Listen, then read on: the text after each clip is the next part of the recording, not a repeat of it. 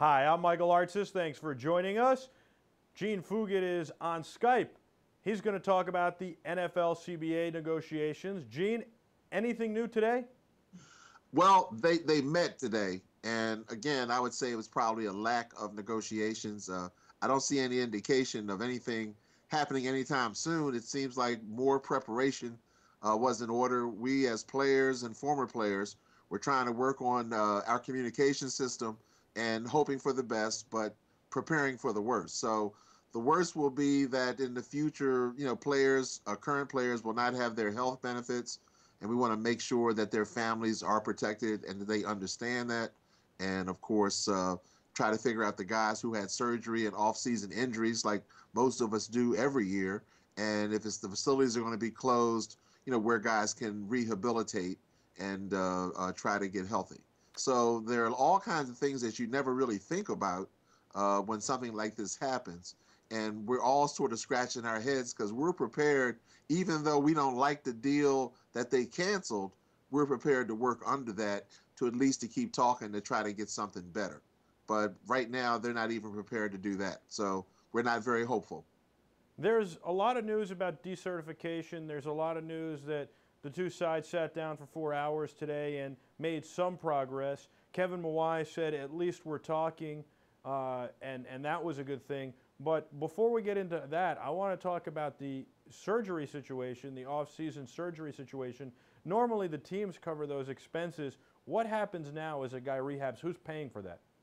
Well, that's not really clear. Right now, it looks like the player will have to pay for it and will have to do it without the trainer's supervision.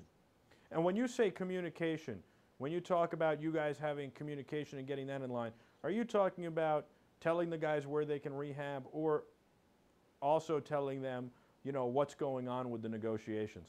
Well, both. We need to be able to communicate because decisions are made in a fluid environment, and we need to communicate any decisions that are made by the leadership to the group. Second of all, the union has worked to find facilities around the country where injured players can get treatment, and we want to communicate that information as well. If you decertify, this thing starts to really, it really starts to pick up steam.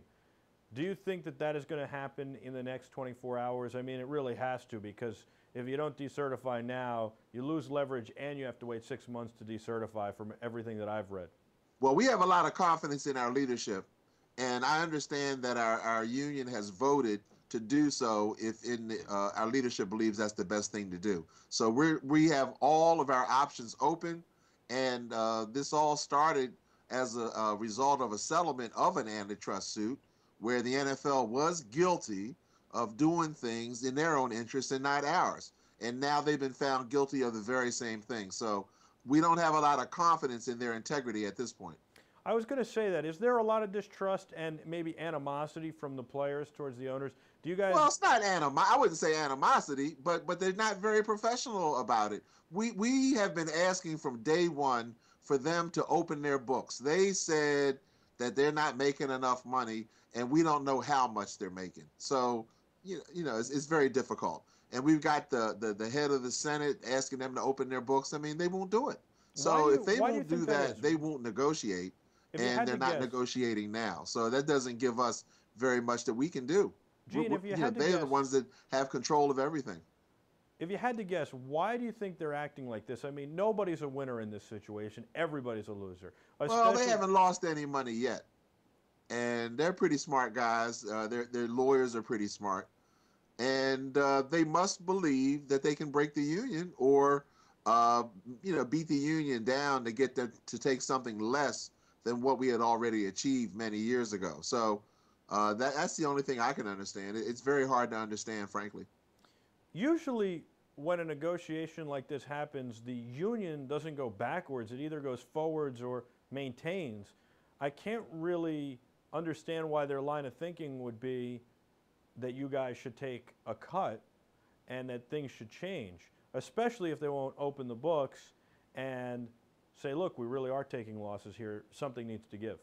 Well, we just hope the fans understand that because it's really not fair to the fans And as players and former players who helped build the game, we don't think it's fair to us.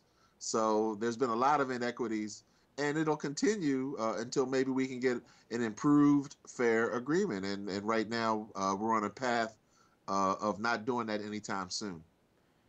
Well, Gene, I really appreciate you joining us, and I look forward to having you on again soon as tomorrow, to talk about any progress or lack thereof that has or has not been made. And Well, I tell you what, Michael, we should figure on having a date at about 12:05 live tomorrow night on sports.com. I was thinking about that, and I think we should. So we'll announce it right now. You and I will get on live, and we'll figure this out at midnight. Well, just after midnight tomorrow, 12:05, when we know exactly what has happened, and we will talk. So, and we will report on it. Look forward to it. Unless there's news before that, we'll see you at midnight on 5 after midnight on Thursday morning, Friday morning, 5 after midnight on Friday morning. And Gene, thank you so much for joining us again, and we'll talk to you soon. All right, Michael. Good night. Good night. I'm Michael Artsis. This is Sports.com.